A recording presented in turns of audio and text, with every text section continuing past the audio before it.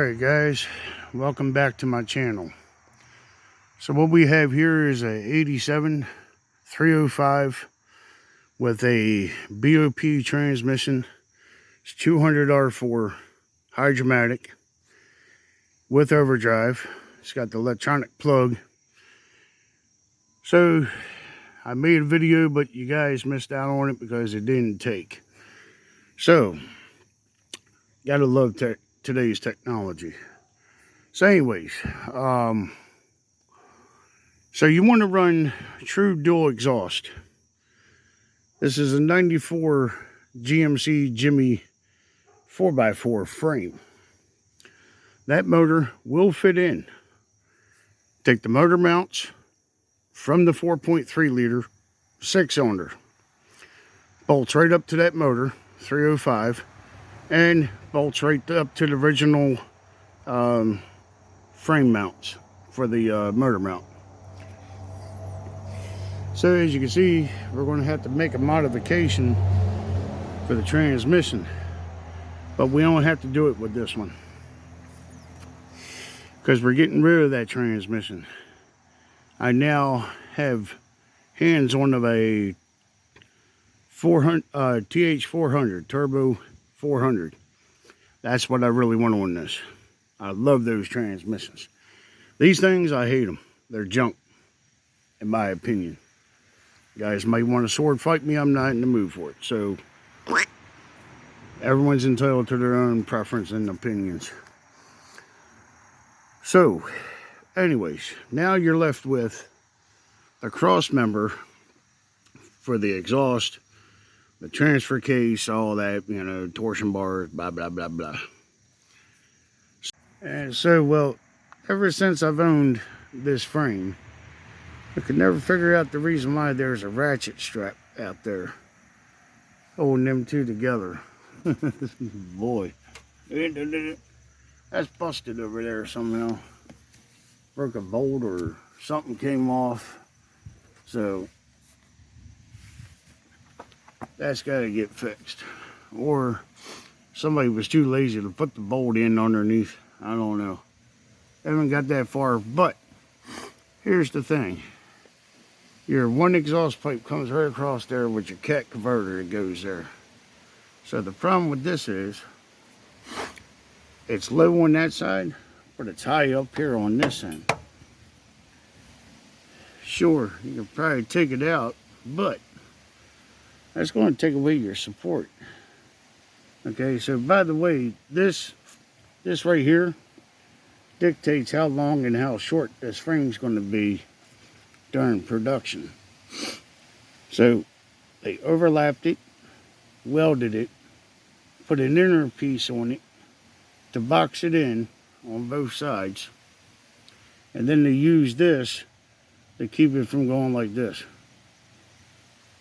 So that's not a good idea to get rid of it. So I got a good way of doing this. So here's what we're going to do. I want to keep the structure of it. So what I'm going to do is I'm going to rip it all the way down and follow that all the way down there. And then I'm going to measure it from the bottom here up to here, so it's the same height over there on that side. So then what we're going to do is we're going to take this piece, bend it down just like that is over there. We're going to bend it from here, angle it downwards just like that side is, and then we're going to flatten this piece and we're going to weld it right back onto here. And that's how we're going to resolve that issue. And then we're going to take a plate and weld it right up against it. Just such as they done here, we're going to do the same thing there. So that way we don't rob it of its structure. And it'll be down lower, just like that side is. And the reason for that is, I'm not putting cat converters back in, so those guys are going to get knocked out. So I'll utilize the cat converter bushings for I may, if it's permittable, I have 2 Flowmasters sitting there, set of 44s. If it's able to fit down in there, I may just put my mufflers there.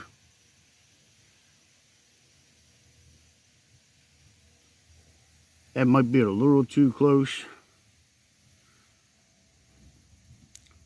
to the exhaust manifolds.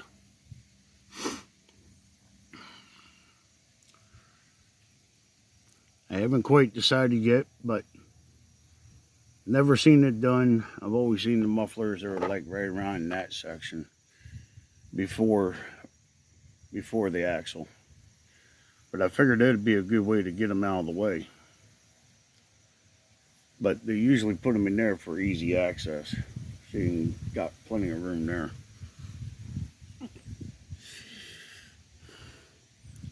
I think that's going to be more desired spot to put it. I'll put it there. Then what I'm going to do is I'm going to angle a piece of iron to go through that hole. I'm going to utilize that off of that cat converter that's over there. I'll take that bracket, cut it in half, weld it to 2 pipes, one going here, and then I can fork it into that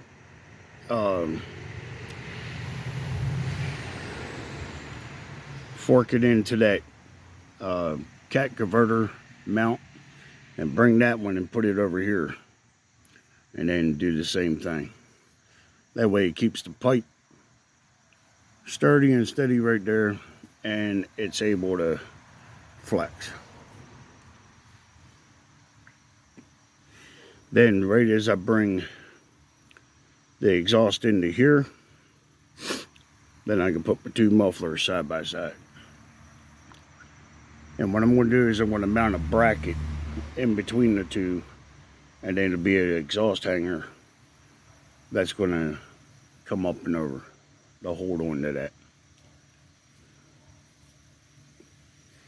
And easy access, because I don't have a floor pan in that Model A yet, so I can make one so I can get for easy access.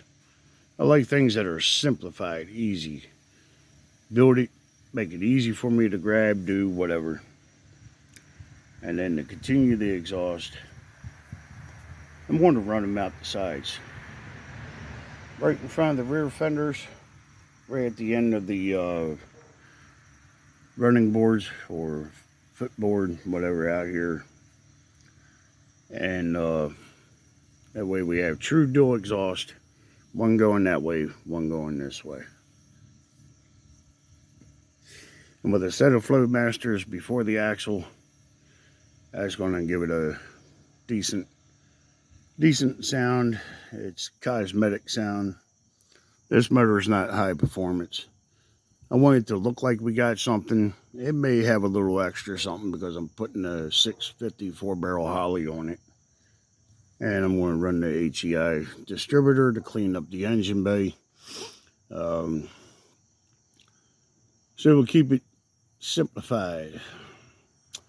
So with everything in, now my spark plugs are not hanging out where the spark plug wires are. My spark plugs are in underneath. They're just put there just to keep them in order, so I don't have to guesstimate all that wire harness again for the spark plug wires. I'm missing 2 of them. They're not going to be long enough for this, so I'm going to get a different set to put on here. I'll just save those wires for something else, or a replacement. If one of the wires go bad or whatever, I can replace it. Well, had to start the damn video all over again. Piece of shit A14 Samsung. Remember that. Fuck you, Samsung. So, anyways, repeat all over again. That's how I'm losing my videos. So what I done is this piece was up here, this piece was up here.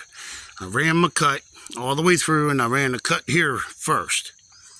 As soon as I made this cut, I stopped, made that cut. Then I bent this down. Then I made my cut and I bent that down. That needs to go down further. The reason why I'm doing this is so I can run true dual exhaust out the rear here. Because if I had that hump still up here, the pipe wouldn't have anywhere to go over top of. One would actually go out and buy a piece that could make it work. So what I'm going to do is I'm going to take that mount off and I'm going to put it over here evenly spaced apart from each other, and then, or I'll put it out there and put one out here. It don't matter. There'll be a spot to hold my pipe. So when it comes off the motor, it comes back here, gets hooked here, comes off here, gets hooked here, and I can do my mufflers right in here. Run my drive shaft right over the top of it, just like manufactured. So just because you don't have something doesn't mean you can't sit here and do it in your backyard. So that's why I always tell everyone, get out and do something every day. You'll be glad you did. So I'm here to try to help you guys get motivated. You don't have to ship it off to some special company and have it blah, blah, blah. You can do it yourself. Sit down and learn. That's how I learned. I taught myself with the persuasion of others and schooling and mechanic shops. So that's how I get it done. So I got the brackets that I can use. I'm going to take that, I'm going to split it in half, put one side on one side of the pipe, put the other one on the other pipe, and then I'll use them 2 pegs to where one peg will go in here and one peg will go in here, and the exhaust will be there, and she can flex with the motor, whatever, and not separate from the motor here. So with this type of exhaust, it has like a ball-on socket. So when your one exhaust is up inside there, it's able to do this because it's flanged. So it's able to twist, flex, roll around in the ball and not have a problem. And out here, lighten up the vibration so it doesn't radiate up inside the cab, and keeps it nice, tight, and secured. It would not be hard to take that off and replicate it and put it back in. So that's what I'm after. So now I just need to make my cut here, make my cut there, and that piece can go down further. This piece can meet up with it, and I may have to put a filler piece in that and then weld that in, and then it should be gold. Now I can run true dual exhaust right out the rear until it gets here and go this way.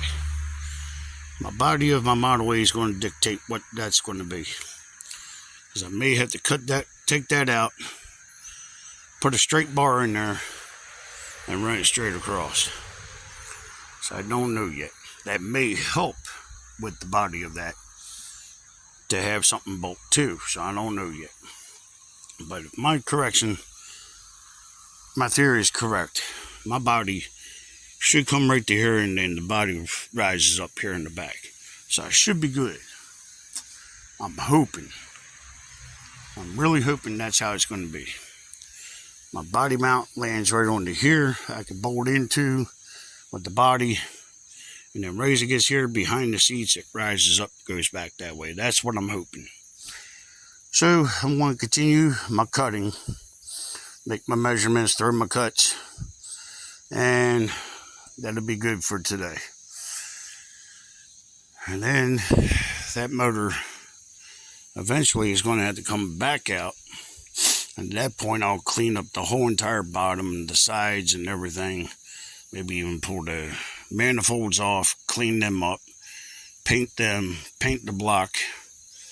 That transmission's got to come off, and go get my 400 turbo, throw on there. So that's where I'm at for now, and I'll get right back to you. Hang tight.